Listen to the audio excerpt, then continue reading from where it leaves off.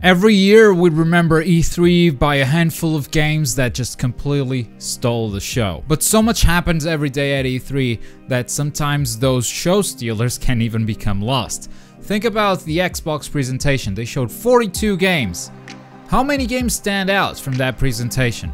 It's all kind of a blur at this point, isn't it? Well, my name is Globku, and today I'm telling you guys these are the games that we will remember E3 2017 by.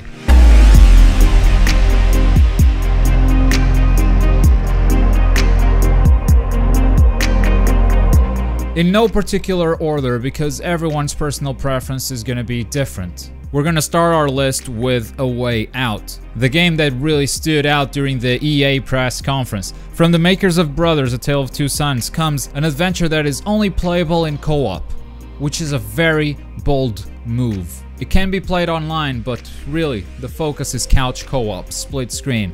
That's how you get the full experience. And judging from these guys' previous work, they're masters of emotional storytelling, and this seems very, very promising. It's my plan, and I decide what goes down. You got that? Yeah. Come on, Leo! Next, Anthem. Some would say this was the biggest game to come out of E3 this year. Backed by Electronic Arts, Microsoft, and BioWare. Yeah, those are three pretty big names to back up a single game. Anthem looks huge. It looks story-driven, but there's an RPG and loot component, and because this is a co-op game, there might even be some endgame content, sort of an MMO-inspired structure. Imagine The Division, but if it was bigger. Or maybe it's even taking hints from Destiny. The game is looking gorgeous, and again, extremely promising.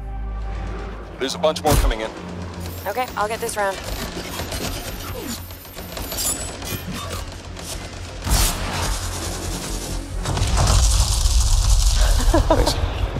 Next up, Dragon Ball FighterZ. This is probably my personal highlight of E3 2017. Not only was it a surprise that the game was showcased at Microsoft's press conference, a lot of gameplay has come out over the course of E3. A lot of people look at Dragon Ball games and dismiss most of them because, you know, they're flawed. But this coming from the makers of the Guilty Gear series, developers that are seasoned in making good-ass fighting games, using the Dragon Ball property is once again extremely promising. The game looks very good visually, animations are super sharp, which is very important in a fighting game, and hearing from people who have actually tried it, the controls are super tight. Man, I envy those people.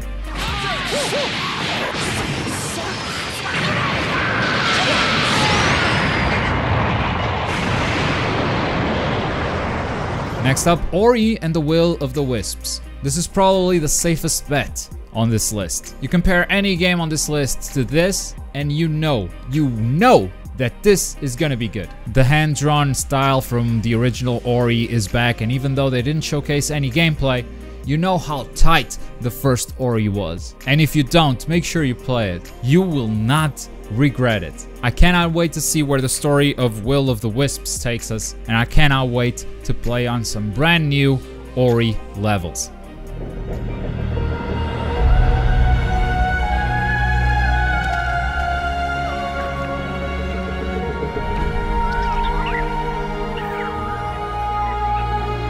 Next, the highlight of Bethesda's press conference, Wolfenstein 2 The New Colossus. The old blood was already great.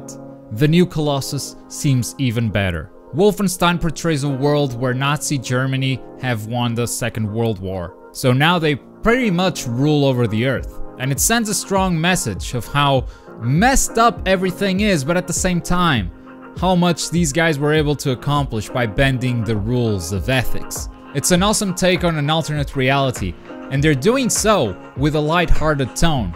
It's comedic at times, it's charming, but it can also just be about pure Nazi-killing action.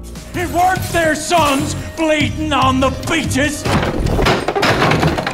I got kids on the way, and I'll be damned if I'm gonna raise them in a world run by these Nazi assholes. Next up, Mario plus Rabbids Kingdom Battle. What a weird mix. Not only because Mario and Rabbids are together in a game, but because this is a turn-based tactics, sort of inspired by XCOM. There's a lot of games making a baby here, and despite this crazy mix, the game actually looks good. The game actually looks interesting, even for me. I'm someone who does not enjoy tactics. I'm someone who does not enjoy turn-based strategy games. But I want to play this. Even though it's coming from Ubisoft, it seems to have that Nintendo polish. And the biggest surprise of it all was the release date. It's coming out in August already. That's crazy. In Mario plus Rabbids Kingdom Battle, you and your unlikely team of heroes explore the mixed-up Mushroom Kingdom, collecting coins, seeking out hidden treasures, and solving puzzles of all shapes and sizes. But arguably, the highlight of Ubisoft was Beyond Good and Evil 2. No gameplay so far, but it's good to see Beyond Good and Evil back at E3. There's no way they can back out this time. They're truly making a new Beyond and Evil game. I love the look of this setting. I love this space opera stuff that they're building, and I just want to see more of it. And I'm sure you guys do too. Monkey's got a date. Mwah. What? What? What? That's Swiss fucking chocolate, pig. Bon appetito. Next up, the highlight of Sony, SpiderMan.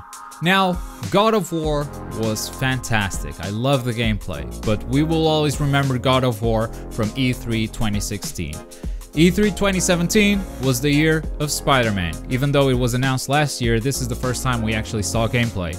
And for as many concerns as I have about this game, there's no denying that Insomniac can do some really good looking action.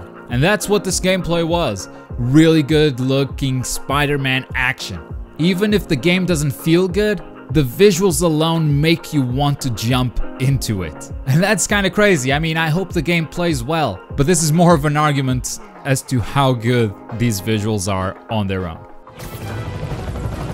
I'm getting reports of a helicopter with a wrecking ball. It's complicated.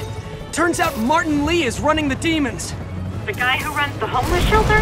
Like I said, complicated. Sit tight, Yuri. I got this. Please, let me got this. That helicopter is destroying the city. I know. You need to bring it down. I know. Maybe you could superhero a little faster? Working on it, Yuri.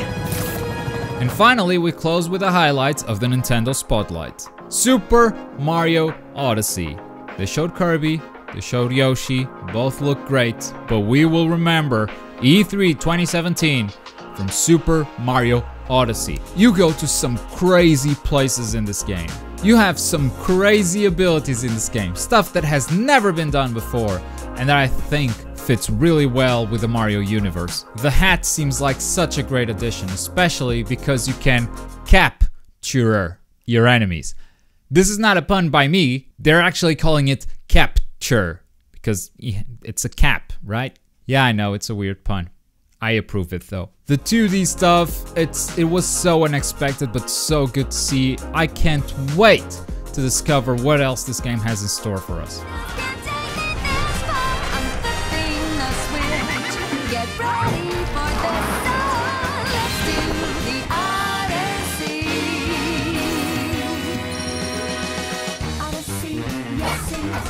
And there you have it, the 10 show stealers of E3 2017. Now, of course, there are a few franchises that made some pretty big waves. Star Wars Battlefront 2, Far Cry 5, Assassin's Creed Origins. But because we're so used to these franchises, we probably won't remember them as much as these other games that we listed. There's also, of course, a big bonus this year, which was a brand new console, the Xbox One X. Even though it is not the next generation, it is still a brand new console that is promising to be a major step up in terms of technology by Microsoft. But for more on the Xbox One X, you're gonna have to watch our video tomorrow. Stay tuned for more E3 stuff throughout the week.